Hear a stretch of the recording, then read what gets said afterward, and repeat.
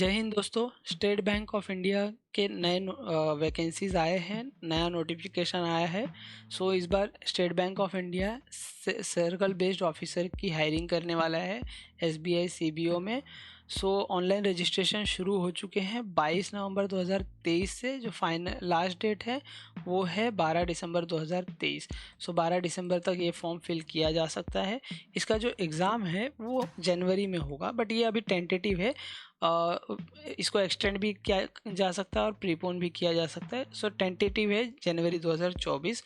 जो वैकेंसीज़ है वो काफ़ी अच्छी आई हुई हैं। 5280 वैकेंसीज़ है इस बार। जो टोटल है SC ST OBC सभी को मिला के 5280 वैकेंसीज़ है।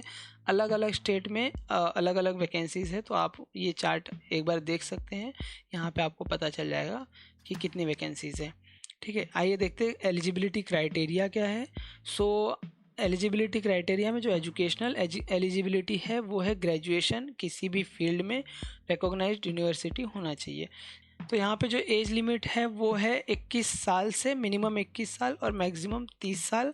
और ये जो डेट है, जो आपका एज है वो इस दिन पे मिनिमम 21 होना चाहिए और मैक्सिमम 30 होना चाहिए 31 अक्टूबर 2023 के डेट तक। तो इसके बाद एसबीआई ने एक्सपीरियंस भी मांगा हुआ है, और एक्सपीरियंस ये है कि मिनिमम 2 साल का एक्सपीरियंस होना चाहिए किसी भी शेड्यूल्ड कमर्शियल बैंक में या फिर रीजनल रूरल बैंक में। अगर ये एक्सपीरियंस और फिर educational qualification plus age limit आपका मैच होता है तो आप ये फॉर्म फिलअप कर सकते हैं। और एक चीज़ और इम्पॉर्टेंट है जिसे यहाँ पे हमने देखा कि काफ़ी अलग अलग स्टेट में अलग अलग वैकेंसीज़ आई हुई हैं। जैसे दादरा एंड नगर हवेली में 430 वैकेंसीज़ है, उत्तर प्रदेश में 600 वैकेंसीज़ है, महाराष्ट्र में इसी हिसाब से 90 वैकेंसीज़ है। तो हर स्टेट में अलग अलग वैकेंसीज़ है और हर स्टेट के लिए अलग अलग फॉर्म भरा जाएगा।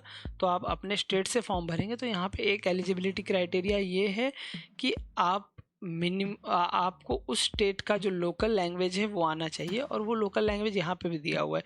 जैसे आप गुजरात से दादरा नगर हवेली या दमन एंड दीव से हैं तो आपको गुजराती आनी चाहिए, या फिर आप राजस्थान से हैं तो हिंदी आनी चाहिए, उत्तर प्रदेश से है तो हिंदी या उर्दू आनी चाहिए, महाराष्ट्र से हैं तो मराठी आनी चाहिए।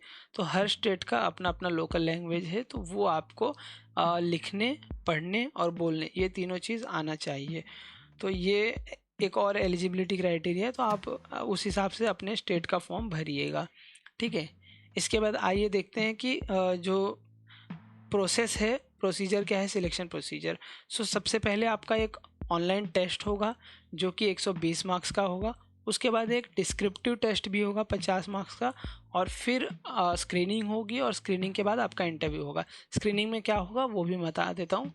सबसे पहले जो ऑनलाइन टेस्ट है उसमें बेसिक इंग्लिश आपको पूछी जाएंगी। 30 क्वेश्चंस रहेंगे 30 मार्क्स के लिए, और आपको 30 मिनट मिलेगा।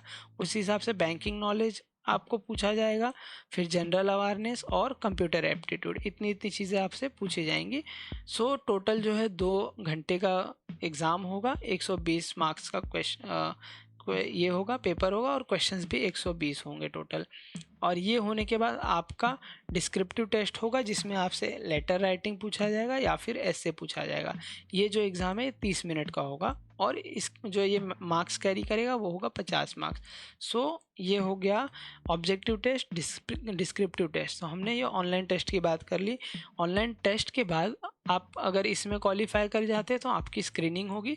स्क्रीनिंग में ये चेक किया जाएगा कि जो आपने एक्सपीरियंस बताया हुआ है 2 साल का, वो एक्सपीरियंस आप उसके लिए आप एलिजिबल है या नहीं, वैलिड है कि नहीं, वो सारी चीज़ें चेक की जाएंगी। अगर ये आप क्वालिफाई कर जाते हैं तो आपका इंटरव्यू होगा, और जो इंटरव्यू है वो टोटल 50 मार्क्स का होगा। फिर इंटरव्यू के बाद जो भी आपने ऑनलाइन टेस्ट दिया और स्क्रीनिंग हुई और इंटरव्यू हुआ, उसके बेस पे एक मेरिट लिस्ट निकाली जाएगी और आपका फाइनल सिलेक्शन होगा। एसबीआई सीबीओ में जो करंटली आपका पे होगा वो बेसिक पे आपको 36,000 मिलेगा। तो इसके बेस पे ही आपकी सैलरी कैलकुलेट की जाएंगी। तो ये सारी चीज़ें थी। अगर आप इसके लिए एलिजिबल हैं तो ज़रूर फॉर्म भरिए, और हाँ, आपका जो एप्लीकेशन फ़ी होगा फॉर्म भरने का वो होगा 750, अगर आप जनरल कैटेगरी, ईडब्ल्यूएस कैटेगरी या ओबीसी से बिलोंग करते हैं तो। और आप अगर दूसरे कैटेगरी से बिलोंग करते हैं जैसे एससी एसटी या पीडब्ल्यूडी, तो आपको कोई भी फ़ीस नहीं देनी है, आप डायरेक्टली फॉर्म फिल कर सकते हैं, आपका कोई भी फ़ीस नहीं होगा। और बाकी तो और कुछ नहीं है।